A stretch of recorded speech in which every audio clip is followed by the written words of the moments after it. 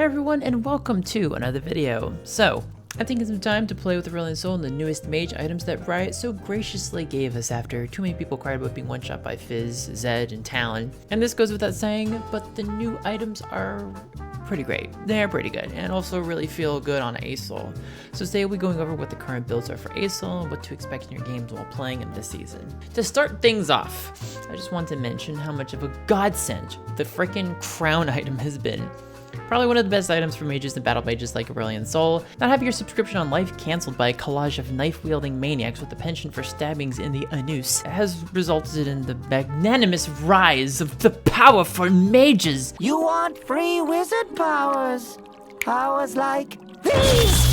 Yeah! We want them! But our favorite wild and wacky space dragon also has had a rise in successful mid-lane survival, despite all of the fun assassin additions this season. So you can expect our standard build to include the crown as our mythic choice. Playing around its ability is super key in surviving the mid lane and being efficient with the item. You can either be hyper aggressive while it's up off of CD, or play back when you need to if you just want to save the passive for engages or for things like that, or just don't have it up right away. Now you can go for Rylaze or Cosmic Drive second. I've been leaning for Rylaze more of as a second pick, mostly because the utility of Rylaze is super useful, and every time I buy Cosmic Drive second, I'm just like, I'd really like people to be slower. Do I need to be faster? No, really, I'm already pretty fast. I'm a space dragon, just saying. But Cosmic Drive is still a pretty good second buy or third buy afterwards. You can still go with just Void Staff and end up with Rabadons at the end. Still a good pick for those two. Runes are pretty much the same. They haven't changed really. As always, just take Electrocute. Still king for the early game damage it gives you. Secondly, Time Warp Tonic is very important still. It's super beneficial to the early game. It gives you so much sustain, extra damage, and actually gives you a bit of movement speed as well.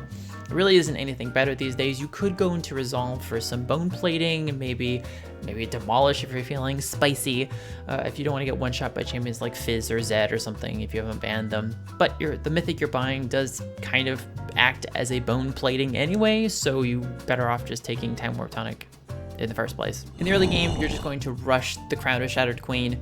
It's your best item. You're going to have to get it. Once you have that, you'll have a lot of flexibility in the lane now that you have an item that kind of defends you a lot. You can be super aggressive, play off of the CD of the item, or play very passive if you're not really sure if you're going to be playing really well into a champion, particularly champions like Zed or Fizz. You're really not sure how you're going to do against them.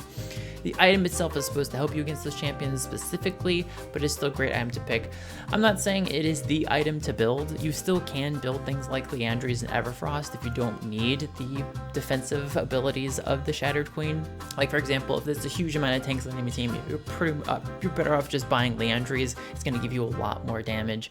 Although to be fair, the Shattered Queen does give you a lot of defensive ability, making you really super tanky. So it's really just up to you what you want and what you need in that situation. A lot of decision making nowadays with Aurelions, since we can build 3 different mythics. And I really think that this season is going to be great for mage players.